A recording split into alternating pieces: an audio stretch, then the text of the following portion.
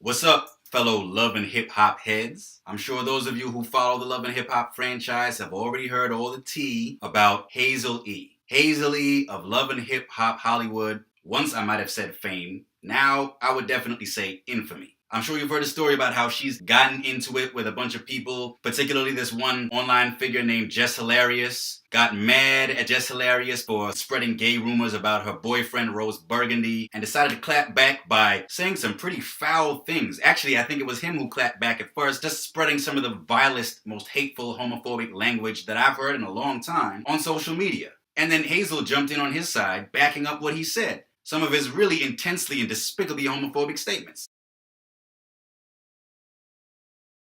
She, I think, also went on to trash dark-skinned black women for coming after her and this, that, and the other, talking about how her mother always taught her that she would always face jealousy from dark-skinned women because she was light-skinned and pretty.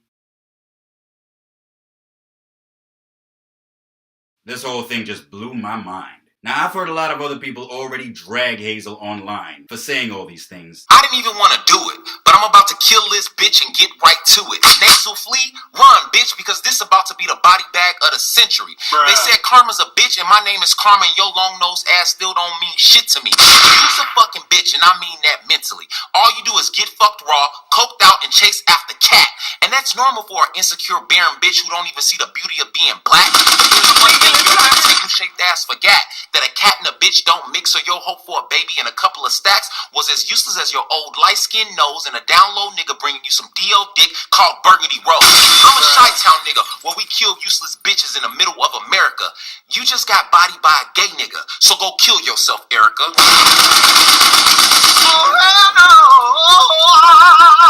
She's already issued a sort of not too convincing, kind of half-assed apology. It was just like, to show you how not gay I am, I'm going to post a burning flag. Might not have been the wisest idea. He definitely was enraged when he saw it. When I saw it, I was just enraged, and I was like, yeah, burn in hell. Not to the whole community, to that one individual for his acts. Not just on who he decides to sleep with or his preference, but just in his actions and what he did for making those documents. But being that I have caused controversy and people of the community are hurt by what I said, I feel horrible. Honestly, to them, I apologize because that was not the intent, like, sincerely.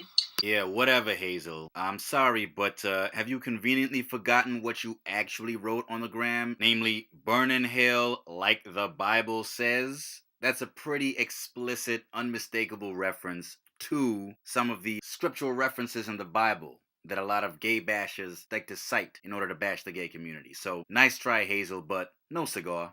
From what I understand, she's predictably been dropped from Love and Hip Hop Hollywood's cast, although apparently she was actually dropped before this latest incident for reasons therefore unrelated to this latest incident. But I just wanted to say, and this is something that I haven't heard enough other people pointing out in response to this whole scandal, a big part of the problem with Hazel-E, especially when it comes to her homophobic remarks specifically, is not just how inherently despicable they are, but also the hypocrisy of them. And I'm not just talking about the fact that supposedly her best friend is Miles Brock, who of course joined her on season 2 of Love and Hip Hop Hollywood 2 years back, and whose whole storyline on that season revolved around his relationship with another male member of the cast, Milan Christopher. I'm not even just talking about that. I'm talking about more specifically the fact that in the midst of that whole storyline on season 2, Hazel was supposed to be the voice of tolerance and reason. She was friends with both Miles and Milan, and she was actually giving advice to both of them. And in her confessional, that's to say her green screen scenes, she actually went so far as to call out and condemn the homophobic tendencies that endure in the hip-hop industry to this very day. How they gonna look at me now? I'm laying with another man. But you gotta be a representation for it. You know what I'm saying? Your talent is your talent. Your look is your look. Right. Who you are is who you are. Who you lay with shouldn't make a difference. Right. Period. I really feel for Miles. I mean, hell, being a rapper in this industry and being gay, it's an issue. The hip-hop industry is still very homophobic. There's kind of this unspoken code for zero tolerance for gays. And it's about time that ends. So there you have it, straight from the horse's mouth. Hazel knows what time it is. She's supposed to be with the program. And no, it's not just that she has gay friends, that a lot of folks from the LGBT community have helped her, I guess, come up with her dance routines and do her makeup and style her outfits, which is what she mainly alluded to in her half-assed apology. Hazel, 2 years ago, was speaking out against homophobia in hip-hop. Now, a couple years later, she wants to start not just taking shots at the gay community, but talking about them burning in hell and all this nonsense? Who are you really, Hazel? Hazel's friend Miles has spoken out somewhat in her defense. He's acknowledged that what she said was totally wrong, totally inappropriate, but he's also used the excuse that people were coming for her and bullying her online, and what do you expect? She was bound to pop off and clap back in some way, shape, or form. Yo, I had to pull the fuck over because I keep getting added, DM'd, and some more shit about my best friend Hazel. Yes, that is my best friend. No, she is not homophobic. I'm over there 24/7. I've kicked it with him. I've kicked it with her. They cool as fuck. Hazel's little brother is gay. But you got all these allegations. Everybody on the net and on cyber world is saying that the nigga is gay. And in the straight world, that shit ain't cool. So all this cyberbullying is having people lash out in ways that they should not. So we should just stop the cyberbullying together, because at the end of the day, whatever that person is going through, they're going to defend. Whether it's somebody who's fat, gay, straight, whatever it is. And she's lashing out in a way that's not right. Hell no. What the nigga did was not right. Hell no, it's not. But how do you expect people to react when they're backed into a fucking corner? You're questioning a straight man's sexuality, and she has to fuck him. Well, how do you think they feel?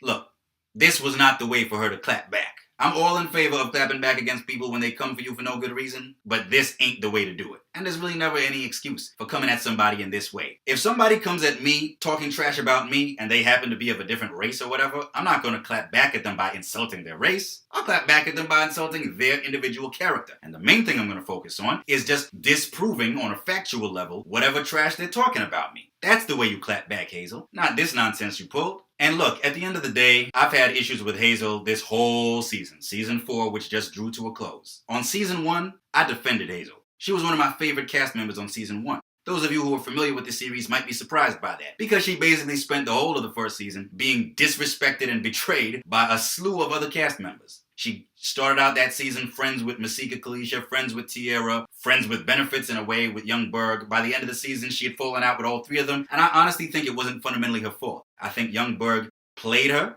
I think Masika stabbed her in the back, and I think Tierra just wasn't enough of a good and reliable friend to her. The three of them honestly did Hazel greasy in different ways at different times throughout that whole season. So I felt for Hazel. I felt a lot of sympathy for her. And I thought she legitimately had a strong position in all of those beefs. But now, on Season 4, all of a sudden, she's feeling herself way too much. She comes onto the season talking all this trash about Girl Code Inc. She's this, she's that. She's acting like she's all big and bad. She's getting into it with Masika again based on this beef dating all the way back to Season 1. I mean, yeah, I sympathize with you and your beef, but at some point you gotta get over that nonsense. She and Tierra have been in and out of a best friendship over the years throughout the course of the whole series. One minute they're friends, next minute they're not.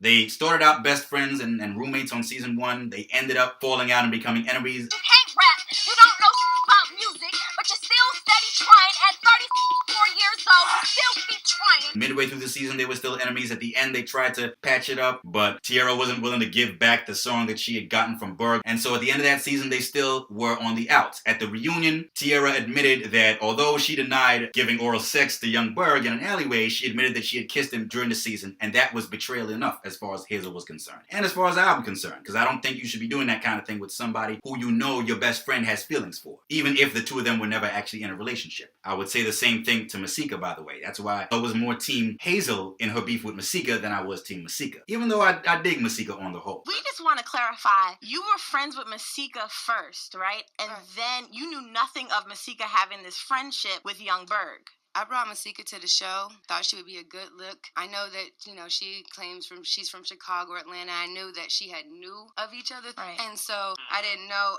that it was so close of a friendship because you didn't really see it. You saw her saying the nasty Berg having and leave him alone, Hazel, and you saw her trying to really tell me that the situation wasn't a good look. Right. And as soon as the look was over, she hopped on the fun size. You know what I'm saying? A little dick. And then it was just like, dang, get your own. Why you stay riding mine? I'm confused. Tierra and Hazel ended Season 1 as enemies, but then on Season 2, early in Season 2, they supposedly patched it up. I just want you to be able to admit what I did, whatever the situation was with him, was inappropriate. And I can say that I'm wrong for how, I befriended him.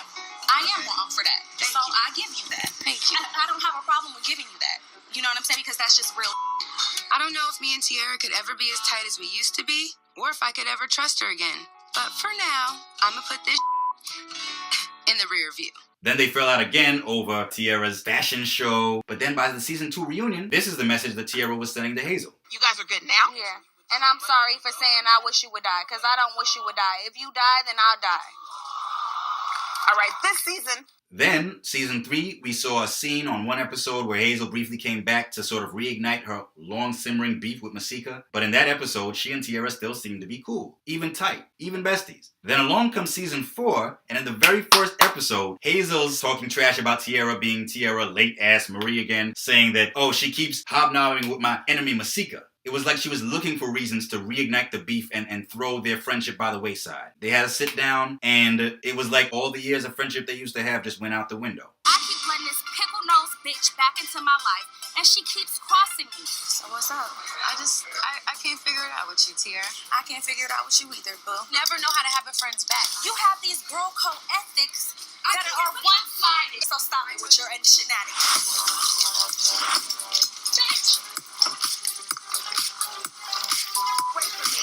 Get away from me. Ratchet ass bitch! You ugly ass bitch! As you just heard, Hazel says to Tiara, you never know how to have a friend's back. That ain't fair. It's not accurate. They've had their issues over the years, but at the beginning of season 2, Hazel mentioned that Tiara had reached out to her when her grandfather died and given her condolences. Later in season 2, when Hazel got into an accident in Dubai and broke her nose and she was lying in her bed in her apartment crying because she was afraid her looks would be ruined, Tiara was the one lying in the bed next to her, having her back, giving her love and encouragement when her other friends Milan and Nikki showed up. Like a monster. So it's not accurate for Hazel to say that Tiara never knows how to have a friend's back. We haven't even seen Tiara and Masika together in the same place at the same time, kicking it with each other at any point throughout this season. So where's this whole thing about Tiara continuing to hobnob with her enemy? I don't think Hazel had any good reason to just ditch and abandon that friendship, and now it seems like she and Tiara are worse enemies than ever. And for what? Because you insist that all your friends share all of your enemies and beef with them to the same extent you do, even if the beef has nothing to do with them? I've known Hazel longer.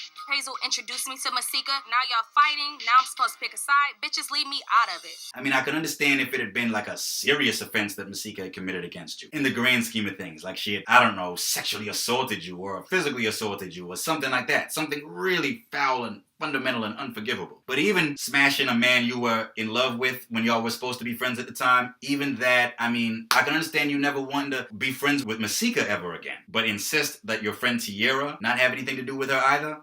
Come on. It's just being unreasonable. But this whole season, we've been hearing Hazel talk about, oh, Girl Code Inc. and bragging about her body type and all these fashion designers' clothes she keeps wearing and all this other nonsense.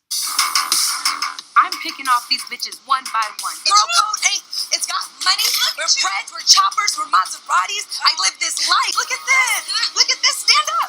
Where's your waistline?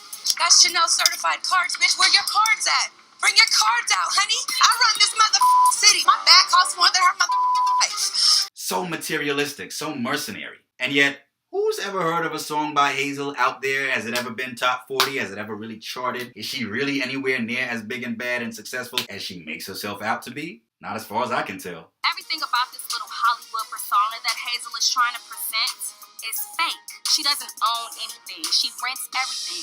Girl, bye. So I'm sorry, Hazel, but I'm done with you. I used to defend you stoutly. From what you've claimed in one of the interviews that aired soon after season 1 wrapped, way back in 2014, it sounds like you were actually the one who came up with the idea of bringing the Love and Hip Hop franchise to the West Coast for the first time. Supposedly, you were the one who pitched that idea to Mota Scott Young, and she accepted it, but you also wanted to be on the show, so I think you gave up your co-creator credit to her. I actually created Love and Hip Hop Hollywood, took it to VH1, and Mona caught wind of it. I put the cast together, and we made it happen. So you're on the inside with Yeah. Mona. Yeah, she respects me. I respect her. She saw my vision. And Do you have a co-creator credit? unfortunately, I tapped out for a little bit bigger on the paycheck side, and we'll see what's up for season 2. Yeah, Mona. There was a time when I genuinely had respect for you and your hustle. But now, you are feeling yourself way too much, honey. You need to just have a seat, cool off, find your center, woosah if you need to, All I'm trying to do is give myself a woosah. and just humble yourself a little bit. You are not all that. and your twisted belief that you are all that is getting you into trouble. It's getting you kicked off the show. It's losing you fans. It's losing you followers. It's losing you corporate sponsors. You badly need a reality check. Check yourself, Hazel, before you wreck yourself for good. I run this motherfucking city. You know you gotta be humble sometimes.